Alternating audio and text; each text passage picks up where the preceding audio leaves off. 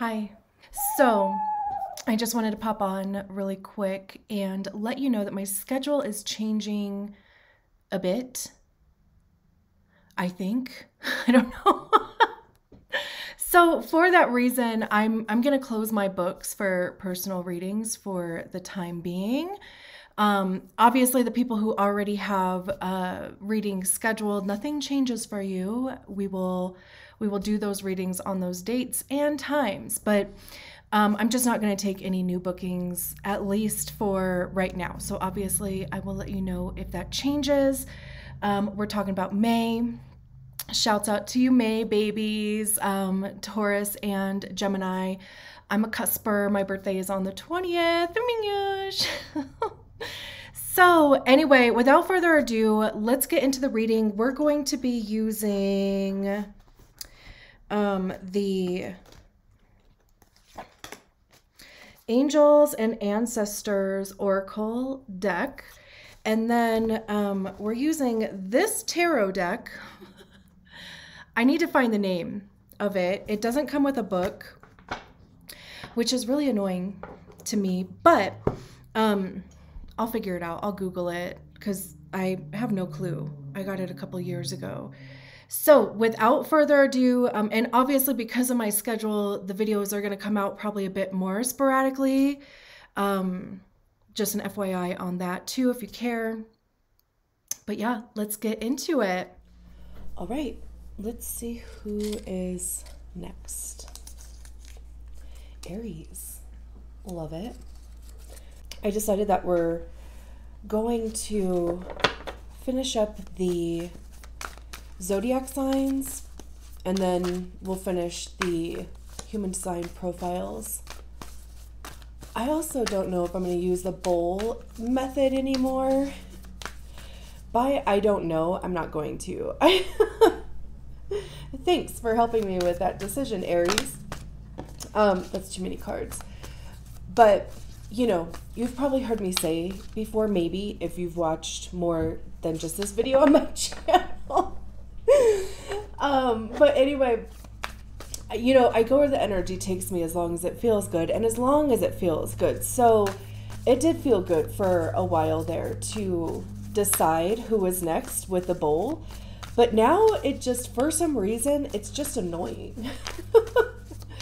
So I don't really know how we're going to choose them going forward. Do we go back to going in order? Do we, you know, do I kind of wait for, because usually too, like what happens is I start feeling nagged, I guess is how it feels, to sit down and do a reading. So I halfway wonder if that's kind of how, you know, the order is going to be chosen too. Like, you know, a zodiac sign is going to be following me around and just nagging in my ear to do their reading, or a profile, you know, human design profile. I don't know. I mean, we'll see. You know, today is the 16th. Jupiter just went into Taurus. It might have already been in there. No, I think it just did. Like, officially. So, I mean, you can even see where Taurus is for you. Obviously, if you're an Aries rising, it's your second house, which, you know, second house, it can be about, you know, like fortune and material things and luxury and, you know, kind of things like that. So this could be a very good, very expansive time for you in that sense. Or, of course, depending on whatever your rising sign is, you would find Taurus in your chart. Like for me, Taurus is 11th house. So, you know, we'll see how it goes. Let's see. We have Sage, be devoted and committed. I also love that they're like sitting in a tree, riding on a leaf. Like my immediate feeling is using what's available to you, even if you don't think it's gonna work in some capacity. Let's get your tarot cards out and then we'll explore that card a bit more. I'm curious if there's a meaning to a peacock feather, if it's like explained in the book or not. Sometimes I do mention those things, sometimes I don't. I don't really know like the the like totem or like symbolism of a peacock. I mean, you know, you think beauty and like performance almost with peacocks. And like I said, you know, Jupiter just went into Taurus. So, and it's just coming out of Aries. So, you know, I mean, with your sun being in Aries, you know, like Jupiter could have just been expanding like something that was illuminating for you. We have Temperance. Did you even see that? Like how that came out? Speaking of peacocks, are you kidding me? Okay, we are going to... All right. After we get all these cards out, I'm going to look up peacock. Because what are the odds of that happening? Did you guys... Was it you guys? Man, you guys are going to make me work, huh? I don't mind. I'm not complaining. But there was somebody, maybe it was actually, it might have actually been in the Sacred Traveler readings that I was doing, because there was like an albino peacock. Okay, never mind. I wish I knew like which one that was, to like what reading that was. If I find it, I'll put it in the description below. Because I don't know. I mean, maybe there's something in there for you too. I don't know. You never know. So I'm just going to make it available. You know, I'm just going to make it easy for you to find. And if you want to watch it, cool. If you don't, also cool. 5 more. That is so wild to me though. Blowing my mind at 7 in the morning. That is exactly 5 cards. Well, okay.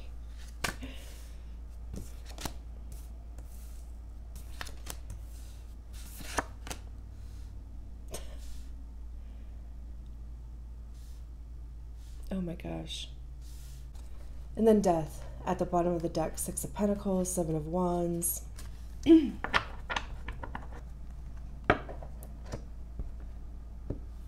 I was looking up the peacock totem, and it says, I mean, just a few key words here is beauty, new beginnings, protection, self-expression, spiritual awakening, good luck, good fortune. It also mentions masculinity, of course, because I believe it is the masculine or the male, you know, I guess peacocks that have that display. Self-love, integrity. I just keep hearing presentation. So anyway, let's jump into this here. Actually, I did want to read. Here we go. All right, you listen. You look at the card and I guess listen to me talk. Be willing to go the whole road and back again.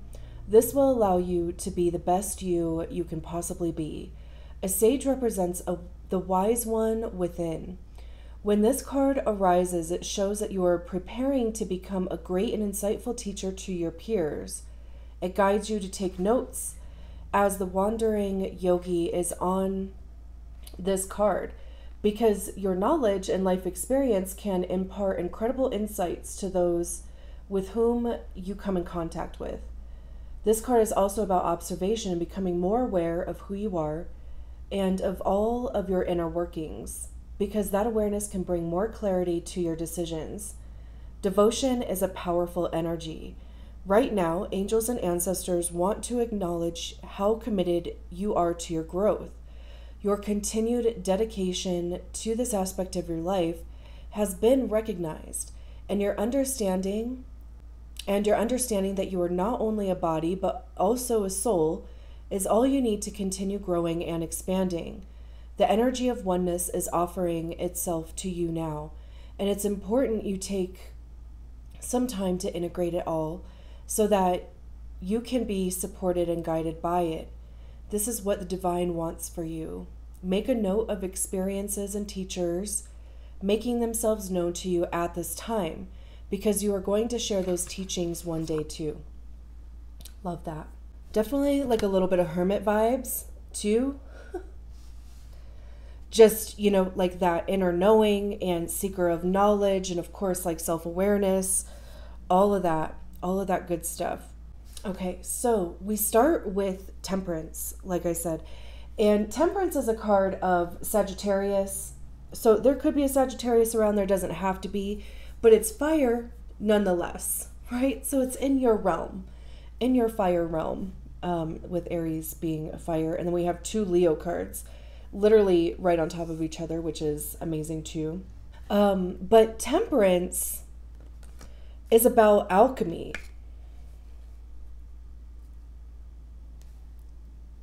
I hope you can even, kind of see like the middle of this card, because that's obviously like where all the stuff is going on. Like you might even like legit look into peacocks a little more. Maybe you have already like an affinity for peacocks in some capacity. I don't know. But because the reason why I'm saying that though is because back here is like outer space. This really does feel like a spirit animal or like a guide.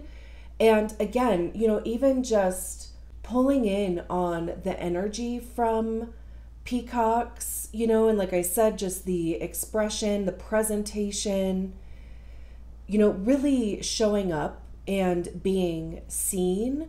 But also it's kind of like if you've been in this like incubation type of thing, because that is what Temperance is all about. Like I was saying before, Temperance is alchemy. It's the blendings of different energies. It is the masculine and feminine also. And I know, like the when I Googled peacock, it was talking about the masculine, because the male peacock is the one that puts on the presentation for the female for mating, right? There's a patience element that comes with Temperance too, because it does take time, unfortunately, in the 3D for energies to like meld together. And I always give the example of chocolate anytime Temperance comes out, because there are, specific steps that you have to take in order to properly temper chocolate. And if you try to rush through those steps, if you skip any of those steps, then the chocolate is basically ruined. Like it's not going to temper properly. So you literally have to start over. So it's like, it's one of those things where it's honoring the process, even like, journaling, taking notes, even like writing your story out wherever you are in your story. I did that a few times myself.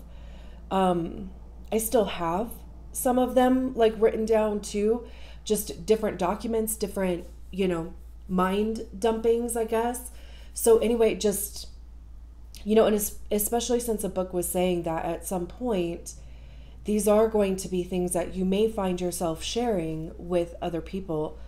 So, writing them down, journaling.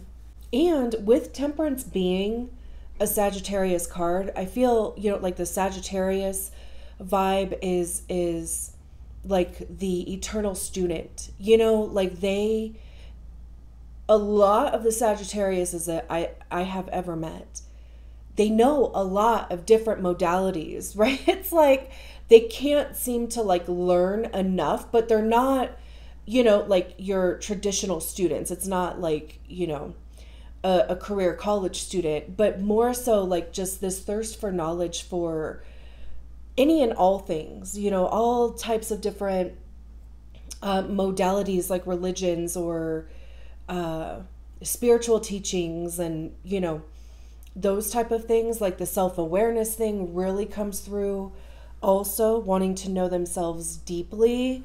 And I think a lot of people that kind of fall into that deep self-awareness, it's like they want to understand themselves so deeply too, in order to also understand other people, because we're all the same-ish in some capacity, like different circumstances, different life experiences, of course, but emotions, reactions to experiences and stuff, like that's all the same-ish on a spectrum. So anyway, with Temperance, there's something cooking. And especially too, like, since in the middle of this card, we can see there's this water, it looks like there's some crystals around it, this like white greenish flame coming up, and it is like turning water into wine type of alchemy stuff, right? And again, that takes some time. So if you just kind of feel like you're in this process, even like a cocoon, I'm thinking butterfly, metamorphizing, right? And then we have the Mother of Wands, or the Queen of Wands, which is the Aries card. So I love that Aries even showed up on the table. I love when the sign that we're doing the reading for shows up in their reading. I just kind of feel like it's like, boom, bitch, I'm here. I'm here to confirm, like this is what's going on. And the Queen of Wands is confident. I also kind of feel like it's so interesting that they're paired with the Temperance card, and especially this expression of the Temperance card, because I always kind of tend to see the Queen of Wands as being like flamboyant, very expressive, like they're going to show up authentic to themselves, like they're going to express themselves from a place of authenticity, not necessarily just like in the way that they dress, but how they talk, how they express themselves. It can be, of course, dress, it can be makeup, it can be hair, because also too, like queens for me are when we embody the energy of the suit, like we recognize the energy of the suit within ourselves. And, of course, with it being a fire sign, fire has to do with actions. It has to do with motivation. Like Mars is in Cancer right now. So, of course, you can see where Cancer is in your chart and just kind of see if there's something going on there that you just kind of recognize in your life, depending on what house it is. Obviously, like the properties or the characteristics of that house. And I also love how in this Queen of Wands, it looks like this wand has become their backbone. And I love that. This is standing taller, chin up. Like, also, like I said, it's like confident in the actions that you take. It's even like trusting yourself. Like I think like just through life and experiences and disappointments and blah, blah, blah, we just kind of get, some of us, I should say, not all, some get to a point of like, we either don't trust like other people, we don't trust things because it's like waiting for the other shoe to drop, which is kind of like how this feels over here. But there also just kind of comes a point where it's just like, shoes are going to drop anyway, and I'm not going to let dropping shoes or the potential of shoes dropping to stop me from doing something that I know I love to do, that I know was even formulated specifically for me in some capacity, because that's also how this feels, very much like awakening. I think even like Google mentioned that, like a spiritual awakening type of thing with and then we have the Sun card, and the Sun is like everything good, it's joy, it's bliss, it's like literal life, because we wouldn't simply exist without the Sun. Everything needs something from the Sun, right? So it does have this like rejuvenating quality to it, or like a rebirth quality to it. Not to even mention, it's coming after the Queen of Wands. We have these four, I should say, actually fire cards in the beginning here. So the fire is hot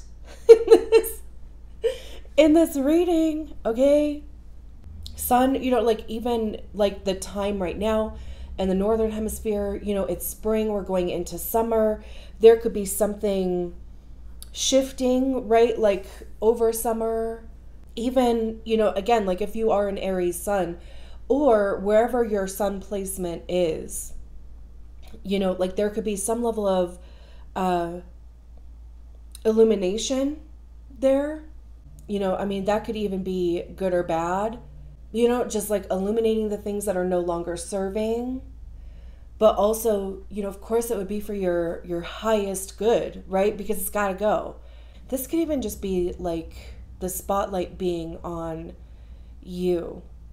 And it doesn't even have to be like a big thing with that, but it could just be like internally, like this hyper focus on yourself. Like even like the book was saying, like to your growth, to your healing, going deeper into your own like mechanisms, right? Like how were you created? Like what is your identity created out of? What is your personality created out of, right? Like, and that's all ego stuff.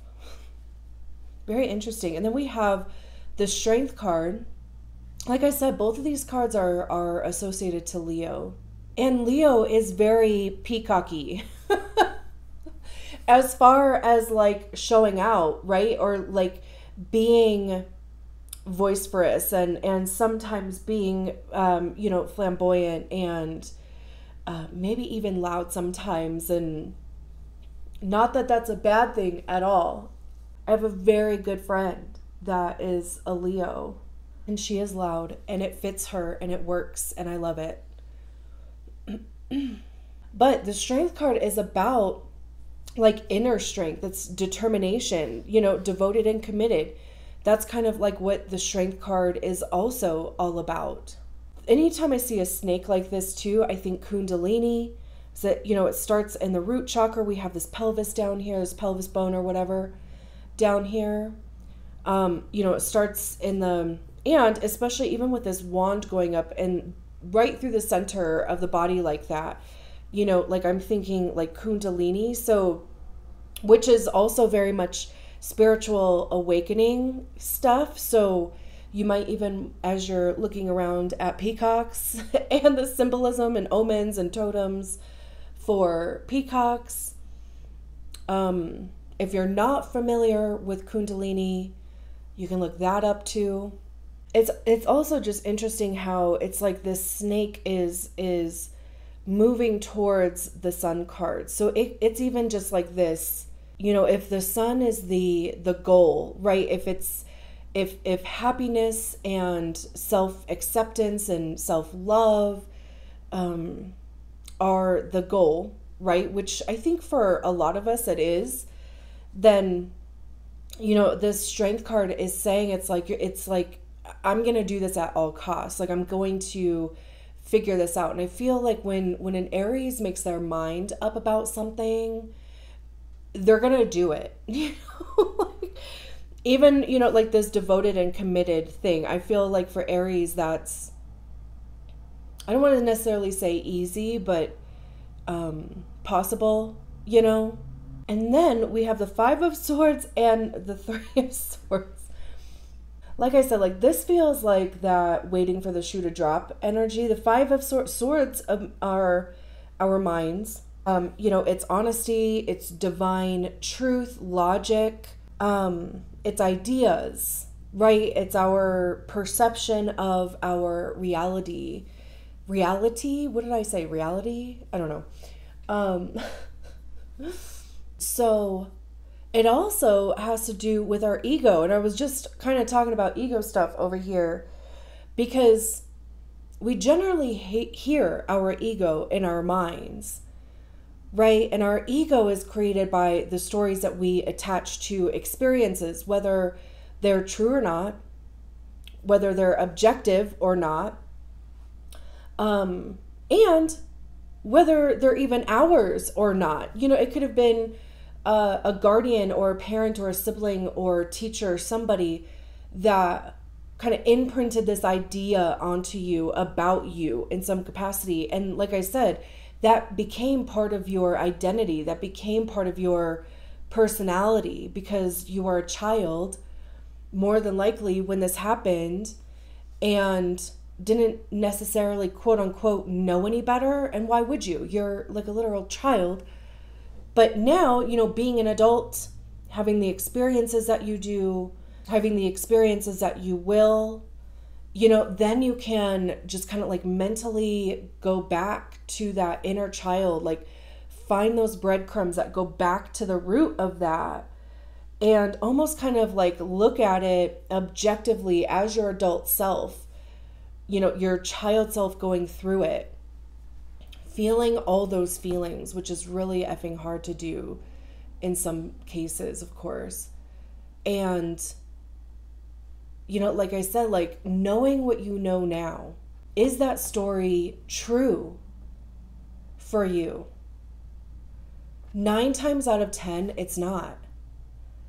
It's not something that you actually believe to be true for yourself. Then at that point, we get to decide, is this something that I'm going to carry with me? You fill that memory, that inner child, with a ton of love, grace, compassion, gratitude even. And then you get to decide like what is going to replace that. And that takes time. So with the 5 of Swords, the 5 of Swords to me is like a battle of wits. This could be you fighting yourself mentally, just that like mental gymnastics, the back and forth, the reasons why I should, the reasons why I shouldn't. This could even be other people, like having conflict in some capacity with other people. Maybe, like just ideas not coming together. But also like on this card, there's this spider looking thing here, right? And the swords, which are the legs, aren't even attached to it. So again, right, there can be some level of like detachment, maybe even detaching from the outcome, maybe even going a step further.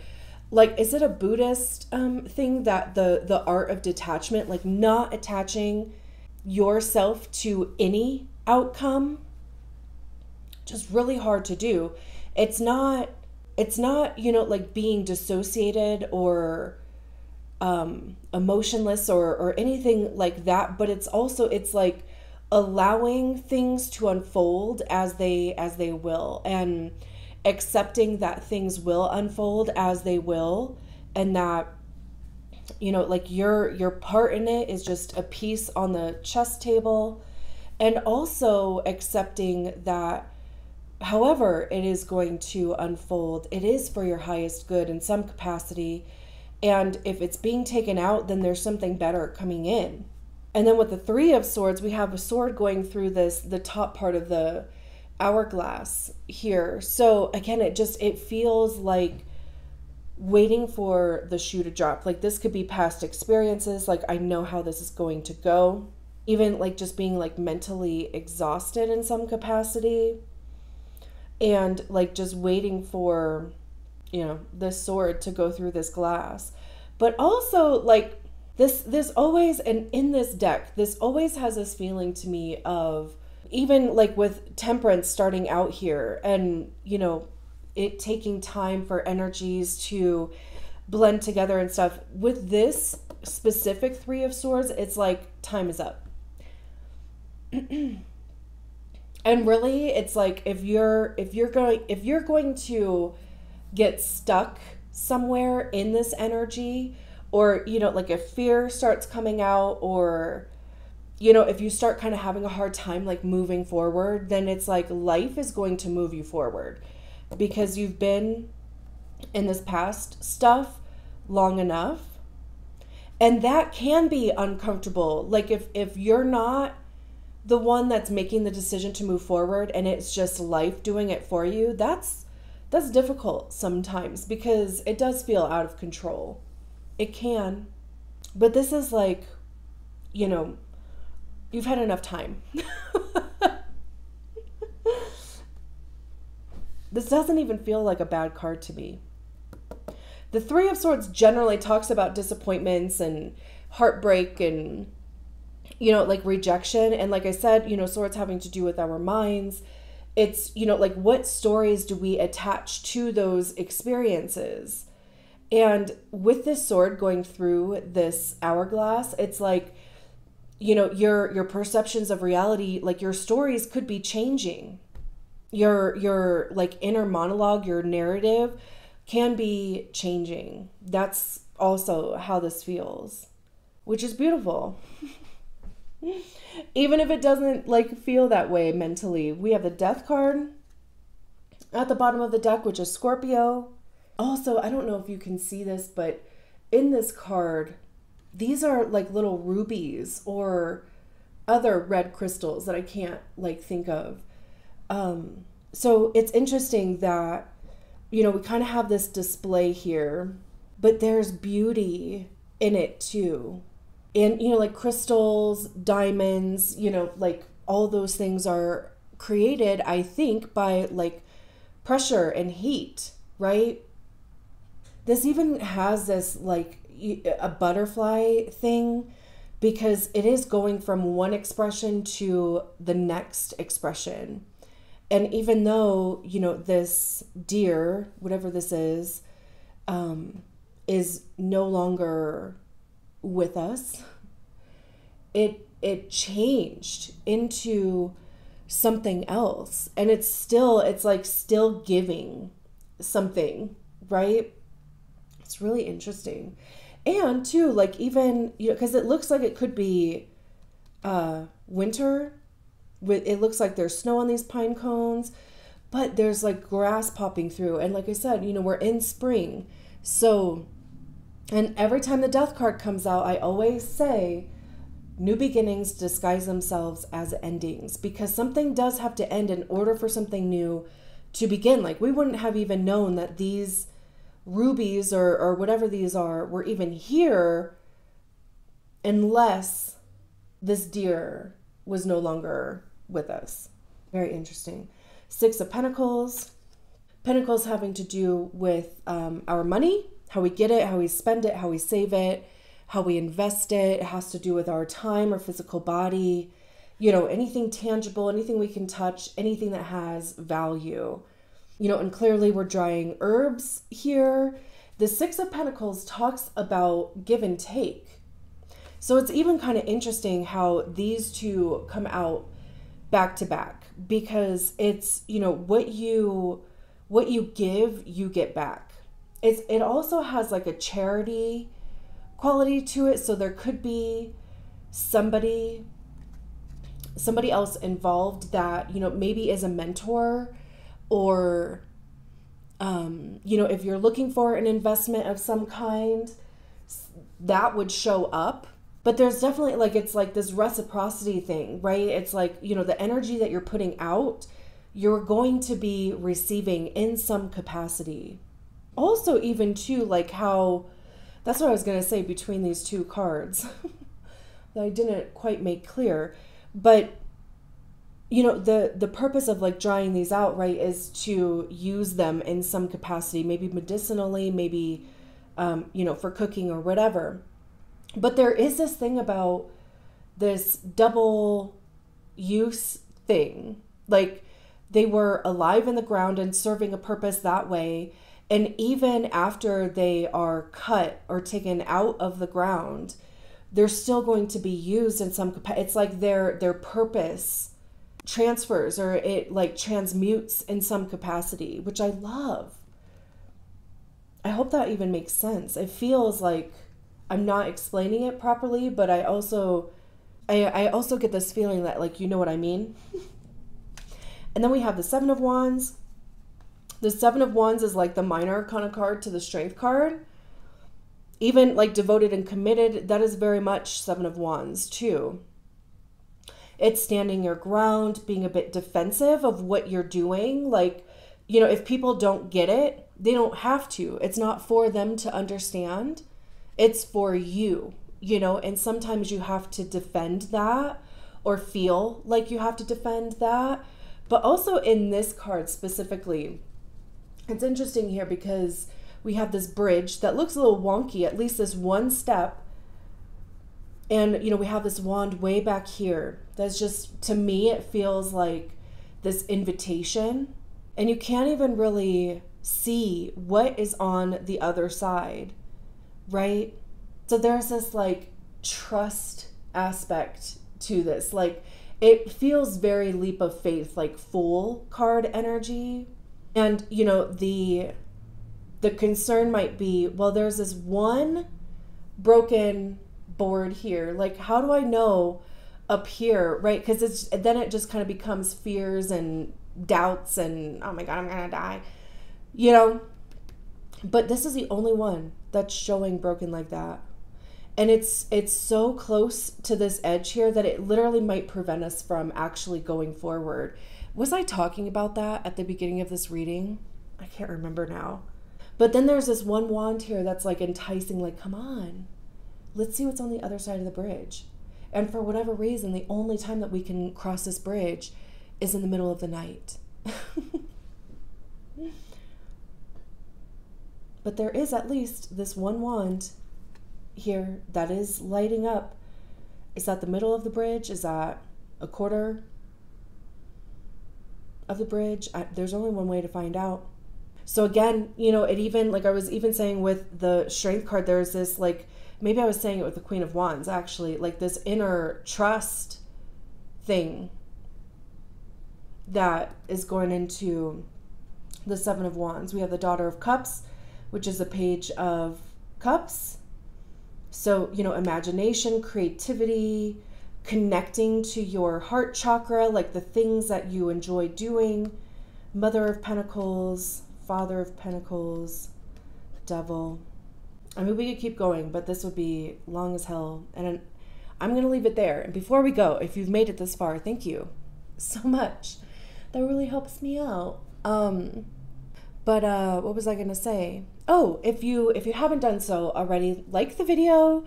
I mean, dislike it too. It's engagement and I appreciate it. You know, whatever is true to you. Subscribe to the channel if you haven't done so already. Of course, I would love that. Leave a comment. If you're not much of a commenter, you can leave an emoji. I love emojis. Follow me on Instagram. That's where I post daily reads, like just, you know, they're kind of like a minute long or so if you're interested in that. But otherwise, I mean, my intention is to grow this beautiful community. And of course, I can't do that without you. And like I said, Jupiter just went into my 11th house, which is all about like expansion of these type of things. So I'm counting on you, Aries, and you alone. No, I'm just kidding, but seriously, thank you. And I lost my train of thought, so we're going to leave it there. And again, thank you for allowing me to read your cards. I will talk to you soon. Bye.